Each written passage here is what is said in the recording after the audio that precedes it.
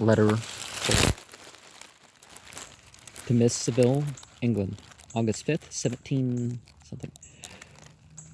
So strange an accident has happened to us that I cannot forbear recording it, although it is very probable that you will see me before these papers can come into your possession. Last Monday, July 31st, we were nearly surrounded by ice, which closed in the ship on all sides, scarcely leaving her the sea room in which she floated.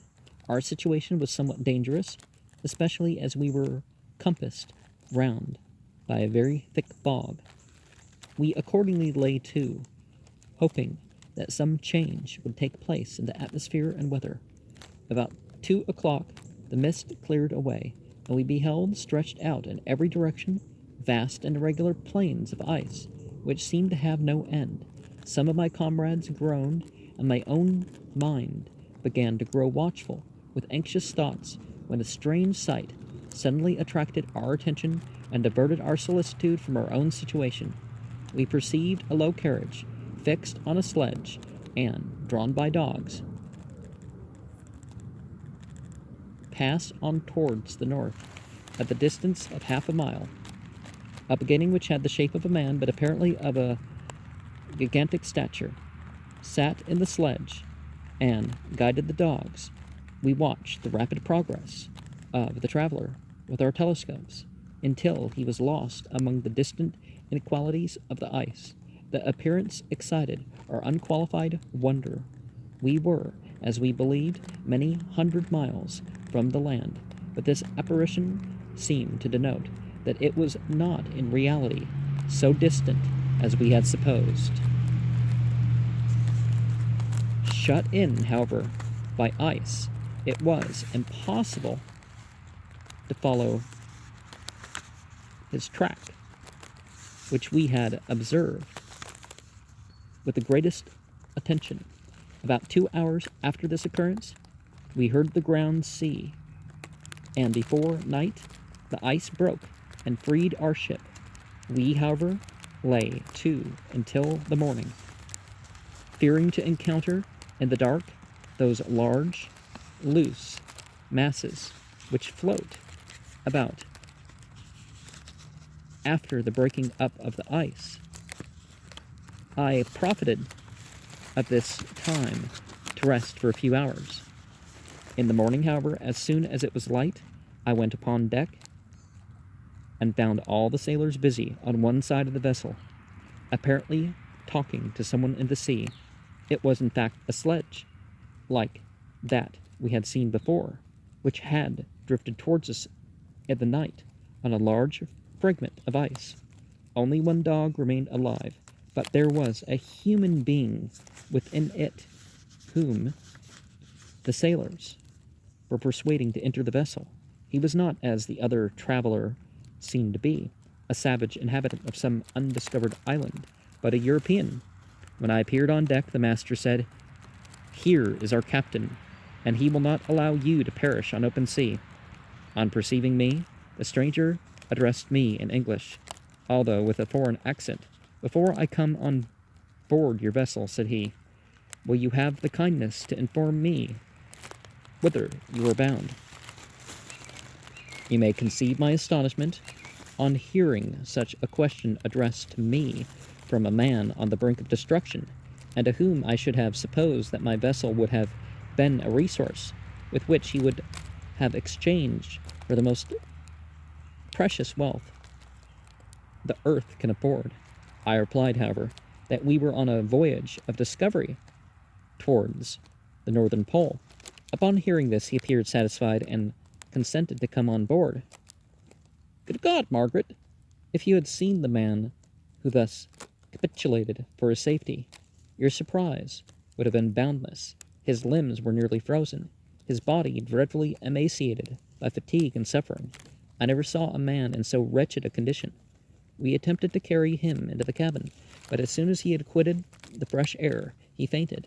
We accordingly brought him back to the deck, and restored him to animation by rubbing him with brandy and forcing him to swallow a small quantity. As soon as he showed signs of life, we wrapped him up in blankets and placed him near the chimney of the kitchen stove. By slow degrees he recovered, and ate a little soup, which restored him wonderfully. 2 days passed in this manner before he was able to speak, and I often feared that his sufferings had deprived him of understanding. When he had in some measure recovered, I removed him to my own cabin and attended on him as much as my duty would permit.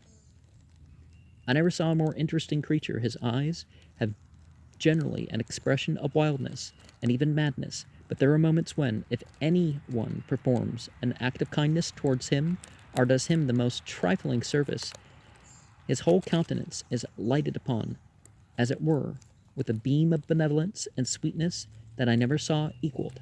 But he is generally melancholy and despairing, and sometimes he gnashes his teeth as if impatient of the weight of woes that oppresses him. When my guest was a little recovered, I had a great trouble to keep off the men who wished to ask him 1,000 questions, but I would not allow him to be tormented by their idle curiosity.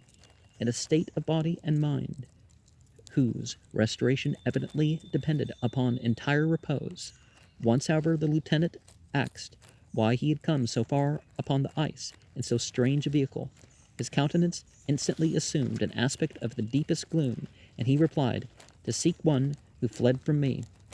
"And did the man whom you pursued travel in the same fashion?" "Yes." "Then I fancy we have seen him, for the day before we picked you up we saw some dogs drawing a sledge with a man in it across the ice." This aroused the stranger's attention, and he asked a multitude of questions concerning the route which the demon, as he called him, had pursued. Soon after, when he was alone with me, he said, "I have doubtless excited your curiosity as well as that of these good people, but you are too considerate to make inquiries." "Certainly.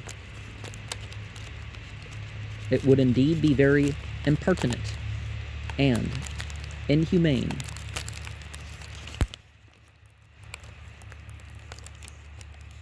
in me to trouble you with any inquisitiveness of mine, and yet you rescued me from a strange and perilous situation.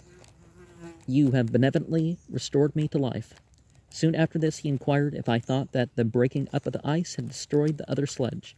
I replied that I could not answer with any degree of certainty, for the ice had not broken until near midnight, and the traveler might have arrived at a place of safety before that time. But of this I could not judge. From this time a new spirit of life animated the decaying frame of the stranger. He manifested the greatest eagerness to be upon deck, to watch the sledge, which had before appeared, but I have persuaded him to remain in the cabin, for he is far too weak to sustain the rawness of the atmosphere. I have promised that somebody should watch for him and give him instant notice if any new object should appear in sight. Such is my journal of what relates to this strange occurrence of the present day. The stranger has gradually improved in health, but is very silent, and appears uneasy when anyone except myself enters his cabin. Yet his manners are so conciliating and gentle that the sailors are all interested in him, although they have had very little communication with him.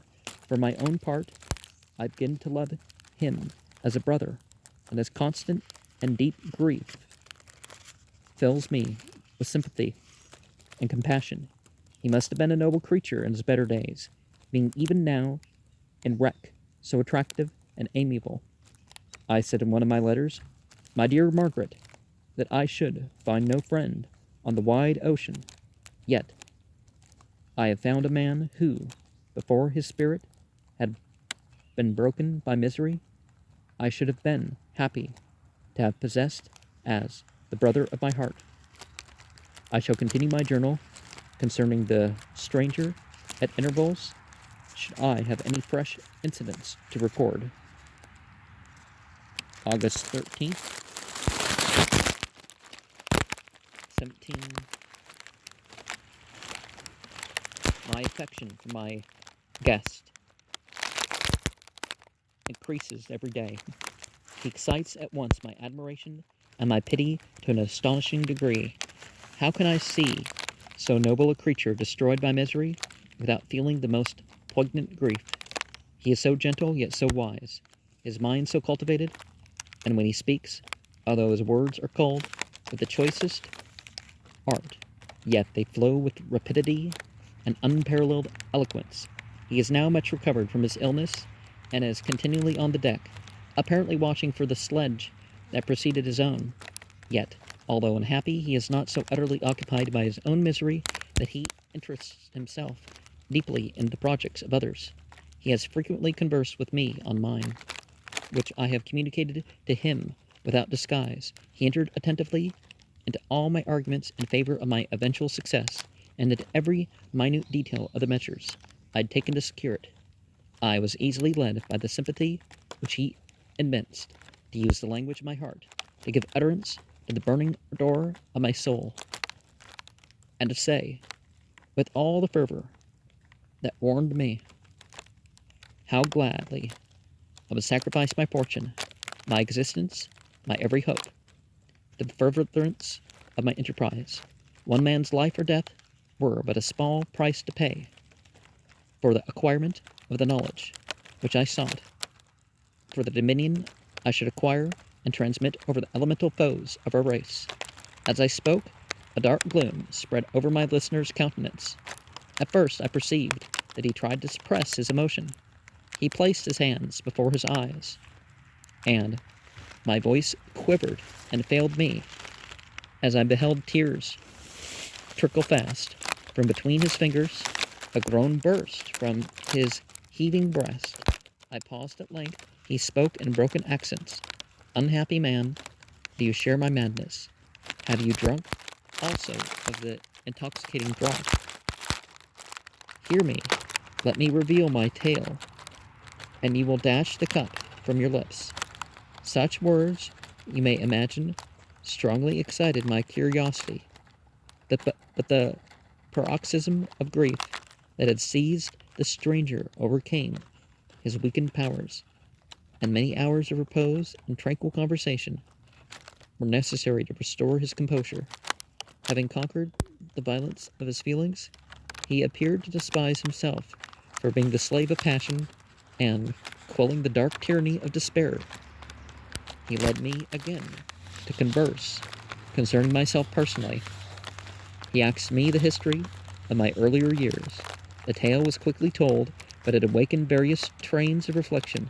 I spoke of my desire of finding a friend, of my thirst for a more intimate sympathy with a fellow mind than had ever fallen to my lot, and expressed my conviction that a man could boast of little happiness who did not enjoy this blessing. I agree with you, replied the stranger. We are unfashioned creatures, but half made up, with one wiser, better, dearer than ourselves. Such a friend ought to be. Do not lend his aid to perfectionate our weak and faulty natures. I once had a friend, the most noble of human creatures, and am entitled therefore to judge respecting friendship. You have hope and the world before you, and have no cause for despair, but I have lost everything, and cannot begin life anew. And as he said this, his countenance became expressive of a calm, settled grief that touched me to the heart. But he was silent, and presently retired to his cabin. Even broken in spirit as he is, no one can feel more deeply than he does the beauties of nature, the starry sky, the sea, and every sight afforded by these wonderful regions seem still to have the power of elevating his soul from earth. Such a man has a double existence. He may suffer misery and be overwhelmed by disappointments, yet when he has retired into himself, he will be like a celestial spirit that has a halo around him, within whose circle no grief or folly ventures. Will you smile at the enthusiasm I express concerning this divine wanderer? You would not, if you saw him. You have been tutored and refined by books and retirement from the world, and you are therefore somewhat fastidious. But this only renders you the more fit to appreciate the extraordinary merits of this wonderful man. Sometimes I have endeavored to discover what quality it is which he possesses that elevates him so immeasurably above the other person I ever knew. I believe it to be an intuitive discernment, a quick but never failing power of judgment, a penetration into the causes of things, unequaled for clearness and precision.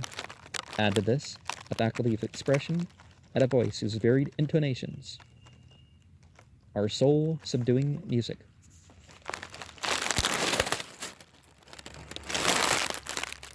August 17th, August 19th, 17.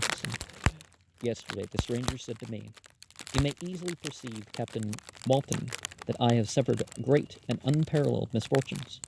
I had determined at one time that the memory of these evils should die with me, but you have won me to alter my determination. You seek for knowledge and wisdom, as I once did, and I ardently hope that gratification of your wishes may not be a serpent to sting you, as mine has been.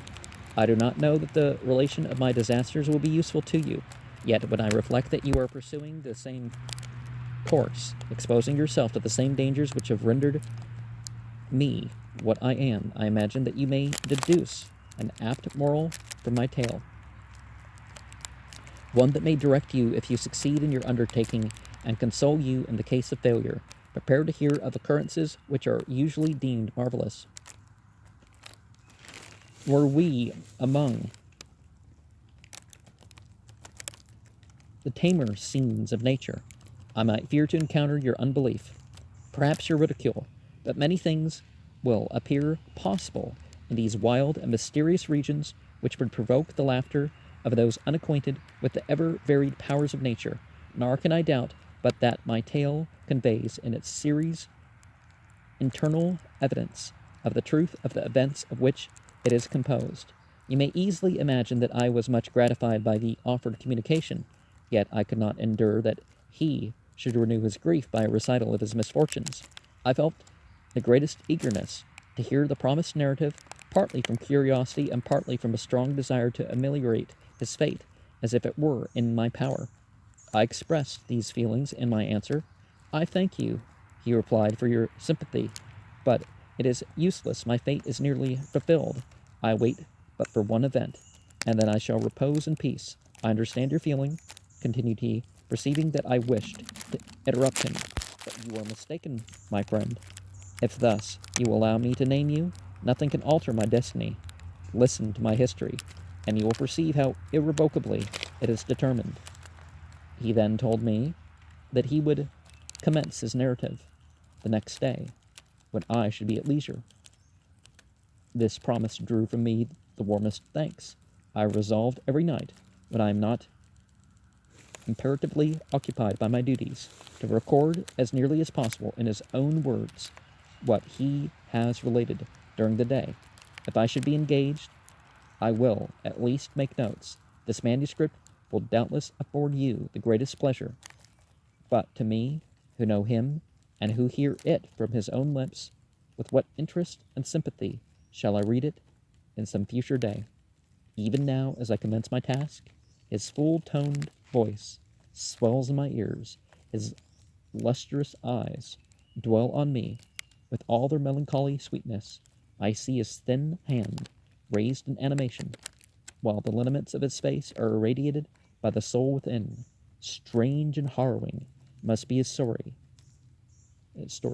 Frightful the storm which embraced the gallant vessel on its course and wrecked it thus. And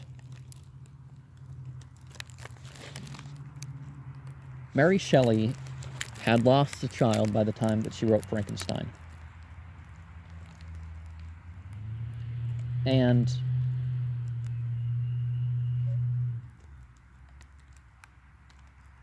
then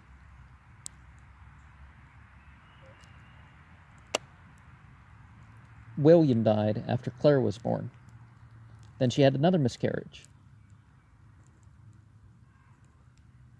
And she saw some decaying bodies washed ashore the Bay of Lerici. Or is it Lerici?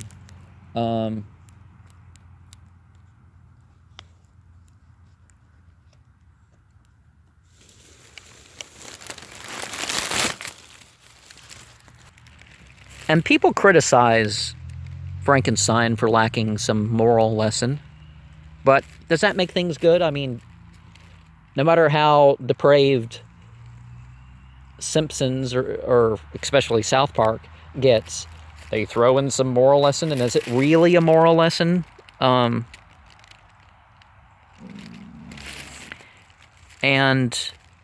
is it always genius or just commonplace, the things that those are conveying? And of course,